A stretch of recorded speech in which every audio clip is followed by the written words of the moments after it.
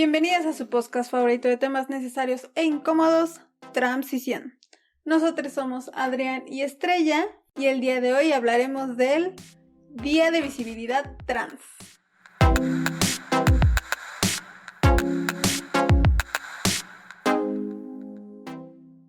Ya sé, estarán preguntándose por qué este episodio es en miércoles, si solemos subirlos los jueves. Pues bueno, todo va porque el día de hoy, 31 de marzo, se conmemora el Día de la Visibilidad Trans, es decir, todos los 31 de marzo de todos los años, a partir del 2009 por Rachel Crandall, quien fue la que fundó este día porque anteriormente ya hay un día que se llama Día Internacional de la Memoria Trans, que se conmemora el 20 de noviembre.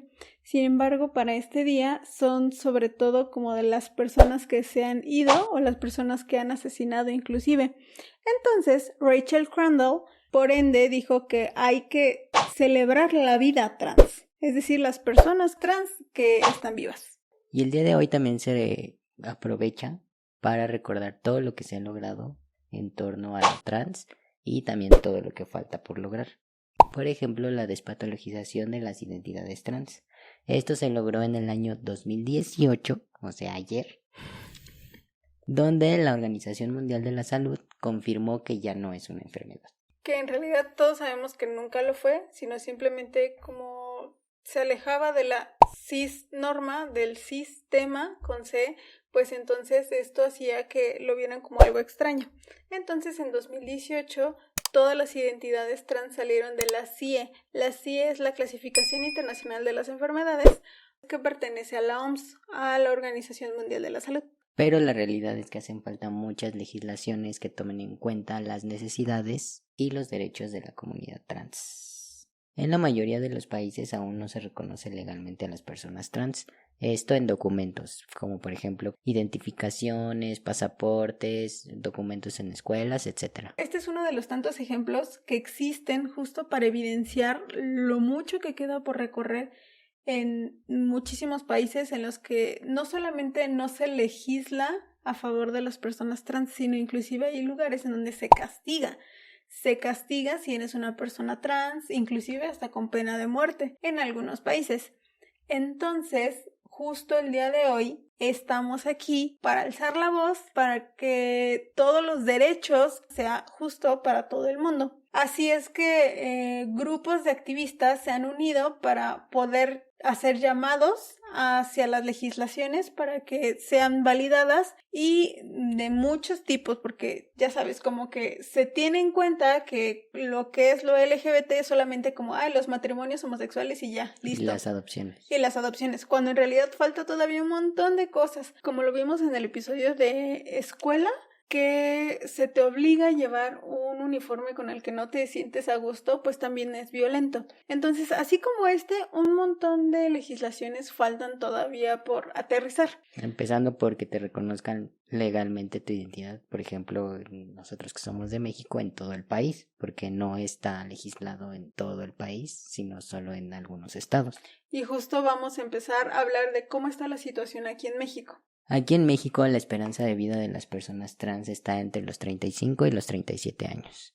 Eso quiere decir que las personas que mueren ya sea por suicidio o asesinadas tienen en promedio esta edad o menos. Sí, mueren más o menos a esa edad, entre los 35 y los 37 años, en su mayoría o en promedio. No quiere decir que no haya personas trans más grandes. Recordemos el caso de una doctora, una médica del Hospital Siglo XXI, que era la doctora María Elizabeth Montaño Fernández, que no sé si recuerden, pero justo el año pasado empezaron a salir algunos como carteles de que se buscaba porque estaba desaparecida, no se había presentado al hospital y esto había sido extremadamente raro. Ella inclusive estaba a cargo de ciertos grupos de enseñanza. Después de algunos días la encontraron asesinada, entonces se promovió el hashtag Justicia para Eli.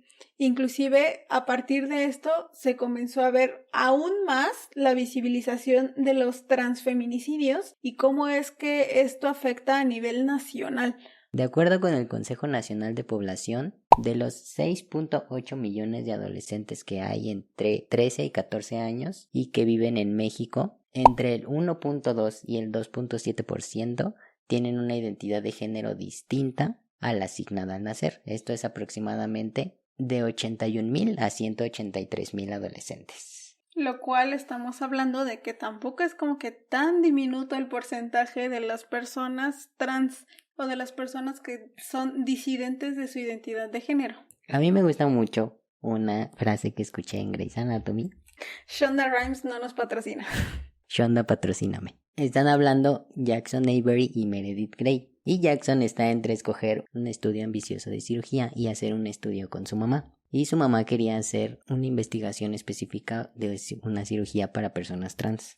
Y estaba entre escoger uno u otro. Entonces cuando platican le dice que no sabe y que le parece que la cirugía para personas trans no vale la pena, porque pues son un grupo minoritario. Entonces lo que le dice Meredith es, aun cuando es el 1%, son 70 millones de personas. Entonces eso nos dice que pues no somos tan poquitos como para que nos minimicen.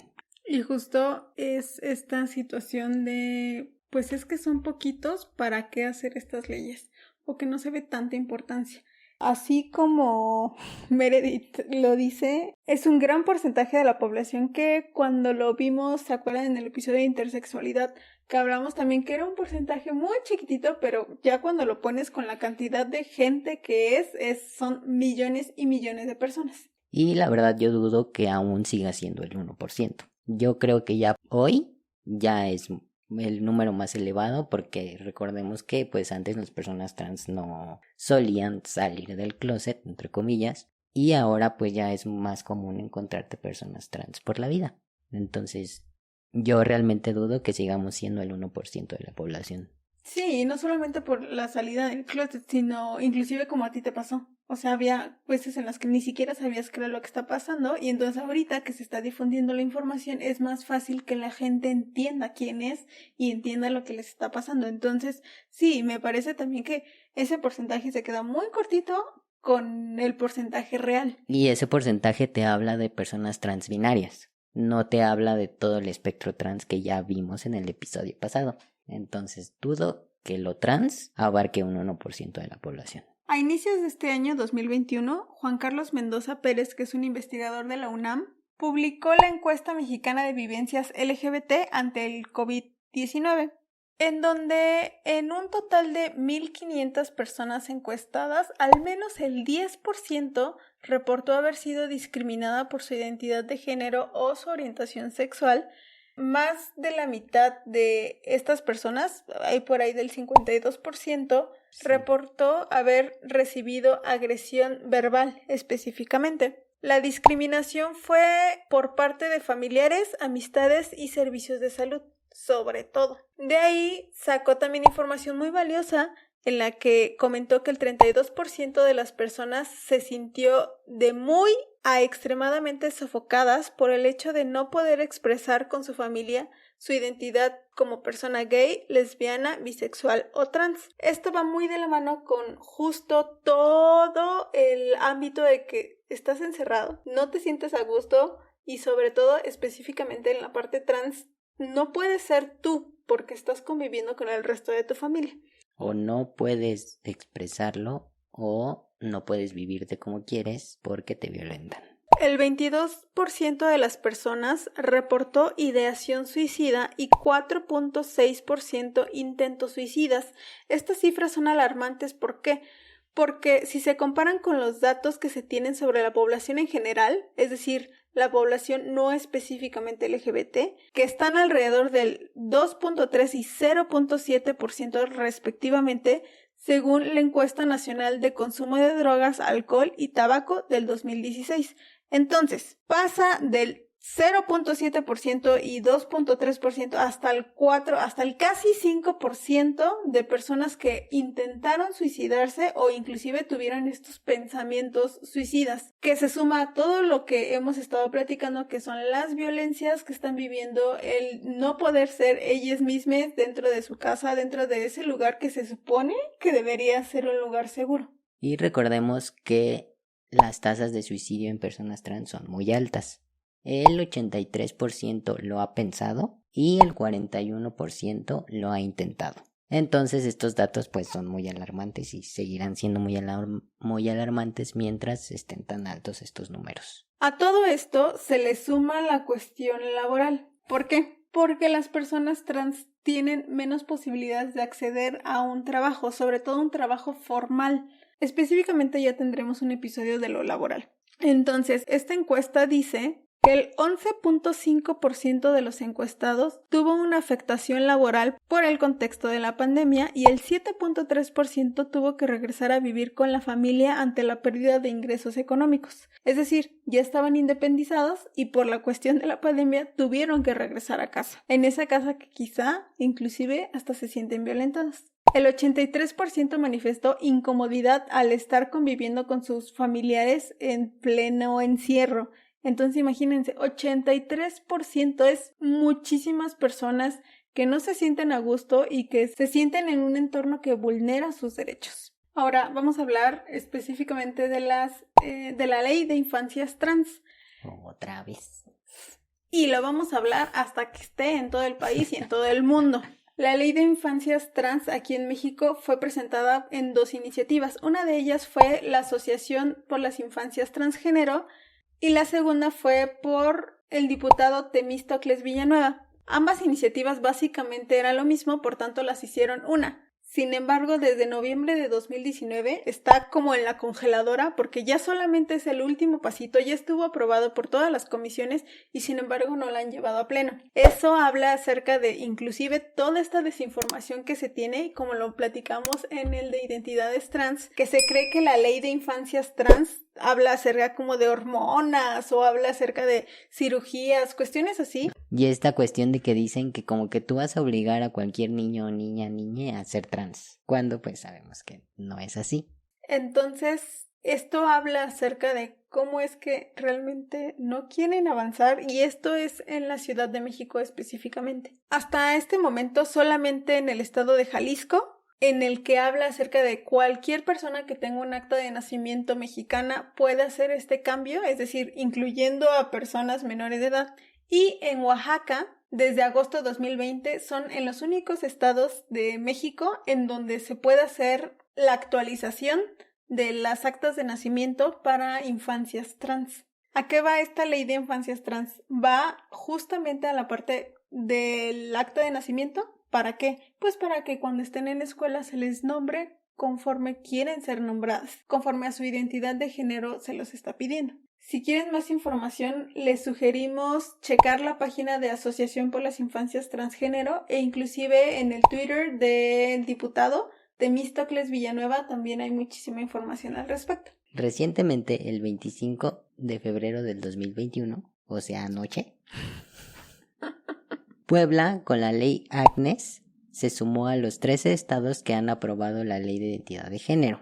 Es decir, Ciudad de México, Coahuila, Colima, Chihuahua, Hidalgo, Jalisco, Michoacán, Nayarit, Oaxaca, Quintana Roo, San Luis Potosí, Sonora y Tlaxcala. Estos son los estados en donde puedes acudir a cualquier registro civil y hacer tu cambio de nombre en acta de nacimiento por solamente un trámite administrativo. Es decir, vas, dices quiero cambiar mi nombre, estos son mis datos, este es mi acta anterior, este es mi comprobante de domicilio y mi identificación, y ellos te hacen llenar una preacta y a la semana ya tienes tu acta nueva. Sin ninguna clase de cuestionamientos, no tienes que tener cirugías, ni estar en tratamientos, ni nada. Ni diagnósticos, ni nada de estas cuestiones como patologizantes o médicas. Adrián ya les comentó acerca de la ley Agnes en Puebla. Esta primera iniciativa se presentó justamente por Agnes Torres en 2013, en la que hablaba acerca del reconocimiento legal de identidad de género autopercibida. Agnes Torres fue una activista que luchó por este derecho y sin embargo fue asesinada en 2012. Por tanto, es por ello que se le puso a esta ley su nombre. La CNDH, es decir, la Comisión Nacional de los Derechos Humanos, aquí en México, el 31 de marzo de 2020 exhortó a los 3 niveles de gobierno a impulsar políticas públicas para la prevención de la violencia a las personas travestis, transexuales y transgénero, las 3 Ts. para hacer efectivos sus reconocimientos legales, es decir, empezando por la ley de identidad de género, que sabemos que sin esto se estigmatiza, se violenta, se minimizan, menoscaban y anulan la dignidad y libertad de estas personas. En México se han promovido ciertas leyes e inclusive ciertos avances al respecto. En 2018, el gobierno federal decretó el 17 de mayo contra la LGBTfobia. Esto con el fin de justo erradicar todas las violencias que viven estas personas y viven en general las poblaciones de la diversidad sexual, como es el caso de esta profesora que en La Salle la corrieron por ser una persona trans. Fue bastante mediático el asunto que se viralizó hace unos meses en redes sociales. También el Instituto Nacional Electoral, o sea, el INE, aprobó un protocolo para garantizar los derechos electorales y de sufragio de las personas trans o de las personas que se han sometido a esta reafirmación de género. Y está la noticia que Fernanda Salomé, del partido Redes Sociales Progresistas, realizó su registro como la primera candidata a gobernadora de Zacatecas. Ella es una mujer trans, entonces si todo sale bien tendremos a nuestra primera gobernadora trans en México. Otro caso de visibilización bastante reciente y bastante grande fue Victoria Volkova en Playboy. Esta situación fue muy criticada, primero porque es trans, evidentemente, y en segundo lugar la violentaron muchísimo las señoras feministas radicales por mostrar su cuerpo para una revista. ¿Se acuerdan que en el episodio de feminismos hablamos justo entre la diferencia entre feminismo radical y feminismo liberal? En donde en uno te alaba el hecho de que te tomes fotos quizás sensuales porque estás siendo tú la dueña de tu propio cuerpo.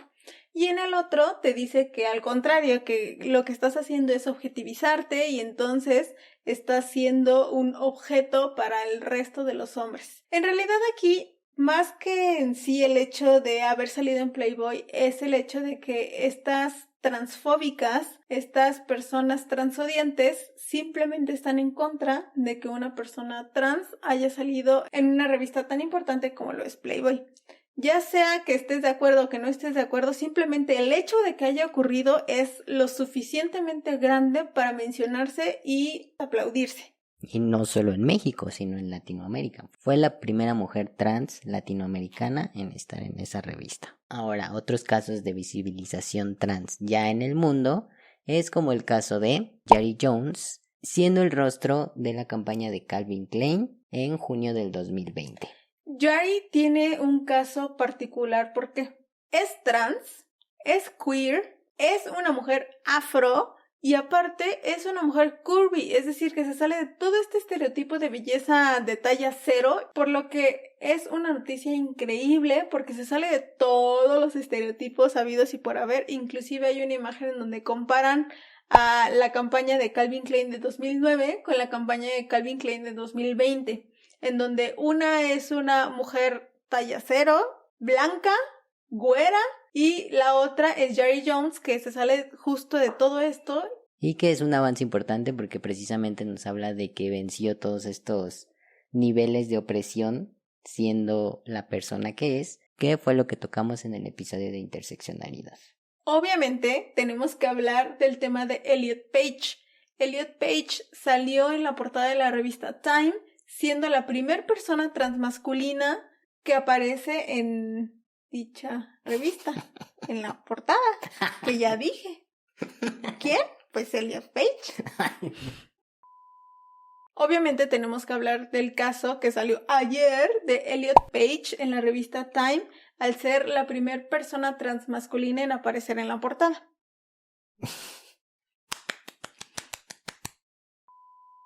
Otro caso también de la revista Time, pero en este caso fue la primera mujer trans en aparecer en la portada y ella es Laverne Cox, esta actriz de Orange is the New Black, que también es una persona afro. Tenemos el caso de Benjamín Barrera Silva, que fue el primer hombre trans en entrar a las Fuerzas Armadas en Chile. Fue muy mediatizado justo por esto. Mediático. Ay, ya no quiero decir nada.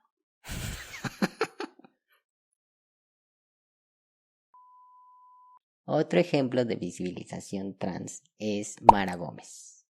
Ella es una chica trans argentina que logró entrar al fútbol femenil de manera profesional en el Club Femenil Villa de San Carlos. También tenemos en la portada del Men's Health a Adrian Dowling, quien fue el primer hombre transgénero en aparecer en la portada de dicha revista. Y el caso más sonado, más mediático creo, de los últimos tiempos, es obviamente el de Ángela Ponce, siendo la ganadora de Miss España en 2018 y entrando al concurso de Miss Universo. Esto ya no sabemos cuánto criticada fue. Hasta la fecha. Pero lo logró. Ya estés a favor o en contra de los concursos de belleza, también como en el caso de Victoria Volkova en Playboy, es un logro bastante grande. Estos no son los únicos casos, seguramente hay muchísimos más. Estos son algunos de los más mediáticos del último tiempo, pero este día es para eso, para hacer visibles todos los logros que las personas trans consiguen día a día en cualquier medio, en cualquier rubro, ya sea deporte, modelaje, actuación, ciencia, lo que sea. Puedes ser tú una persona trans o no, pero sabemos que los derechos no se obtienen tocando puerta y pidiendo por favor que te respeten tu derecho a la identidad. Entonces, si tú conoces a una persona trans o tú eres una persona trans, alza la voz y exige lo que por ley es tuyo, es decir, que se te valide y que se te reconozca tu identidad es uno de los primeros derechos que requieren. Hablemos, gritemos, exijamos estos derechos y no tienes que ser la causa para defenderlo. Y también celebremos los logros de estas personas, porque son representación, ya sea en televisión, en deporte y por ejemplo, hasta hoy no se les da acceso al deporte olímpico a personas trans, específicamente a las mujeres. Y obviamente sigue habiendo discriminación en lo laboral, en la escuela, etc. Entonces celebremos todos estos logros para que pueda haber muchísimas más personas que lleguen hasta allá. Y aunque hoy es el día de la visibilidad trans, hay personas a las que no les gusta ser visibles. Y está bien porque no todas las personas se sienten con esta seguridad para expresar quiénes son. A lo mejor por cuestiones de autopreservación prefieren no decirlo, a lo mejor porque ya tienen entrecomillado cispassing y con eso están bien. Entonces, si tú quieres gritarle al mundo que eres una persona trans, adelante. Si quieres mantenerlo para ti, también está bien. Simplemente hay que seguir luchando por todos los derechos de las personas trans. Cuéntanos en los comentarios cuál es el logro favorito que consideras acerca de justo este día de la visibilidad trans, y si nos faltó alguno, adelante, siéntete con toda la libertad de contarnos y escribir los derechos que aún hacen falta para las personas trans. Recuerda seguirnos en nuestras redes sociales, nos puedes encontrar en Facebook, Twitter e Instagram como Transición. Y recuerden que si solo nos escuchan en su podcastería de confianza, denle seguir al podcast, o si nos ven en YouTube, píquenle a todos los botones, denle like, suscríbanse y píquenle a la campanita para que se enteren cada que subimos un nuevo episodio. La próxima semana sí nos escuchamos en jueves. Recuerda que no hay solo una forma de ser trans, hay tantas formas de ser trans como personas trans en el mundo. Y ya hablamos que por lo menos hay 70 millones de personas trans en el mundo. 70 millones de formas de ser trans. Muchas gracias por escucharnos, muchas gracias por estar aquí y celebremos este día. Nos escuchamos la próxima semana. Chao. Bye.